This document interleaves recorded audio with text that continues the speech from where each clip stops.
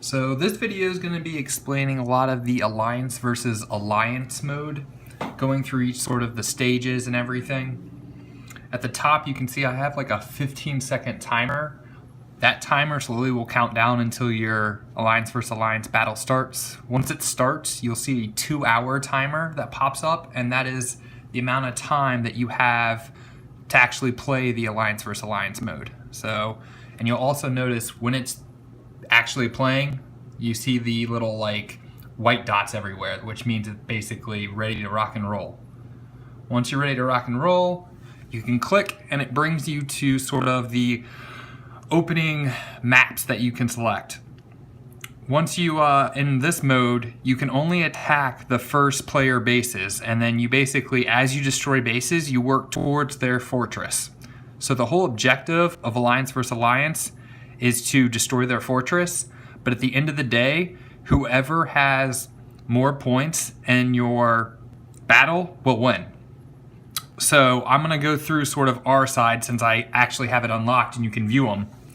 So the first layer is always going to be your players. So these are the top 6 bases, I believe, in your base or on your alliance. You have the first 3 there, and then you have your back 3. Those are going to be 3v3 on all of these, and then 1v1 on the middle one. Once you defeat the bases, you basically, let's see who is playing. Let's hop in one of these.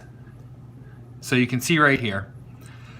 I believe when they start defending, the number of troops that they use is not reliant on the Alliance Hall or the farms or anything. I think you get the full set amount if they were actually defending to defend. So if your Alliance Hall goes down, it's not as critical as some of the other maps if you were to play in the individual mode. So once that goes down, you'll see that the base is slowly starting to open up. Now you can start attacking the second layer. The second layer, you get a little bit more difficult in terms of how to beat them. Each one of these secondary maps is kind of a specialty map which favors one troop over another. So I'm going to start with the Warforge. The Warforge really favors your ballistas, your immortals, and you kind of got to just go straight through everything. Not too much strategy other than, a lot of power that you need. Your hero usage is very important in the second layer, so you'll see that certain heroes are going to start helping you a lot more than others. The second one is actually the Gold Mine. The Gold Mine is a huge map that is a 5v5. When you first come in here, you have to destroy multiple different layers. Once you take out the first set of Guardian Towers, the 2 red towers, you'll get more of a map to open up on if you're attacking. Once you open up more of the map, you can see that these gold areas are auto spawns for defenders. So they're currently not defending, but at the same time, your map is going to send you some auto defenders. Once you take down the gold mine, basically you get a gold advantage. So I'll explain sort of what's going on with the whole system. So this system is not based upon the other PvP area. This is more based upon a gold system. You are awarded gold every 15 minutes. So right now you can see it's at 1 minute and 56. So it's only been 4 minutes in. And if you look in the bottom left, you can see how much gold you have. Right now I have 250 gold and out of a max of 1,500. Every 15 minutes, that's gonna go up by 258 in my battle, which is seen up here. When you go into the battle, the way you use gold is actually you can drop whatever troop you want, and it tells you the gold value in the top right-hand corner of the troops. And this way, it's a little bit more free than the PvP area. The PvP area currently right now, you have to pick which troops you train. Here, you can make on-the-fly adjustments. You can be like, I need more immortals, so you can drop them right away, and you didn't have to have them pre-trained, which is really nice and adds a different thing sort of to the whole PvP aspect in terms of playing in the Alliance versus Alliance mode. All right, so we'll go to the Barracks next. So going into the Barracks real quick, I'm gonna just explain, what troops are favored. You can go online to the Guardian Kingdom forum. They'll also explain each map and sort of which units are most favorable. They have all of these They're like walls, but they don't disappear. So if you use ballistas on this map, you're just not going to go anywhere. I think they eventually will go up the middle if you get deep enough. So a lot of the swarm units, so the Iron Guard and Rangers, are the best at this map. It's the same concept as basically once you destroy these Guardian Towers, you get more of an area to deploy your troops if you are the attacker. So it's kind of like a phased attack. And a lot of times you want to go into these maps with the maximum amount of people to be able to drop the amount of troops that you need to really power through. You can see that this also has free defending troops that your base will spawn that will basically help you defend even if no one else is defending. Once you lose the barracks, I believe that there is certain plus and minuses for each one of these things. You have, see, bonus troops are active. So I'm guessing the barracks are actually those auto defenders. And then if you go here, the gold mine, you can see income. So you get a better income of actual gold when you hold the gold mines.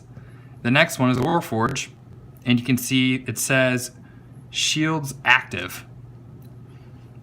So once you go through here, I'm guessing that it will take some of the shields off. And then you go to the Sky Hall.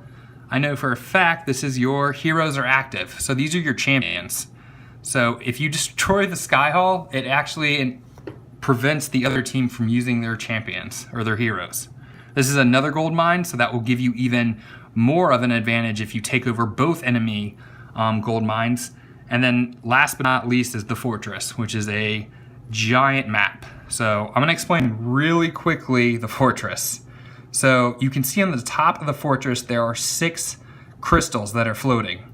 Those 6 crystals basically signify these 6, they're going to turn red once someone starts attacking them. These red Tempest towers. You have to, well, you don't have to kill them. But basically every time you kill one of those red towers, it's going to take off one of the crystals above here. The actual fortress will fire. So you have Tempest towers around it, and then the fortress itself will fire. And the power of the fortress is dependent upon how many of these crystals above it still has. If it has all the crystals above it, it's going to be extremely hard to take it down. It fires so rapidly, it will take out a ton of your troops. So in order to really be effective at this, you need to take down, I would recommend at least 4 of them. And then you can attack the actual fortress and be able to take it down. So that basically goes through it, you know, the whole gold aspect of how you get your troops. Heroes will use 20 of your gold when you do them. You have to get through the player bases. Each one of these other bases favor different types of troops. Do your research, talk to your teammates, come up with a strategy of who's attacking when. You have your Sky Hall and your other gold mine, and then you have your 3 other player bases, and then the fortress. And the name of the game is, if you look up top, is to score more points than the other team, and or kill their fortress before they kill yours. So that mainly goes through the strategy. You can see your active bonuses at the bottom as well down here. Basically my shields active, my troops, my bonus troops, and I have my gold mine plus 54% right now.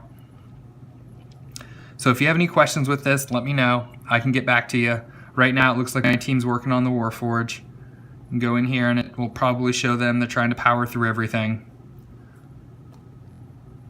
At the end of the day, it's a matter of, you know, every 15 minutes you get that gold. So maybe you want to hold on to it in the beginning. There's different strategies.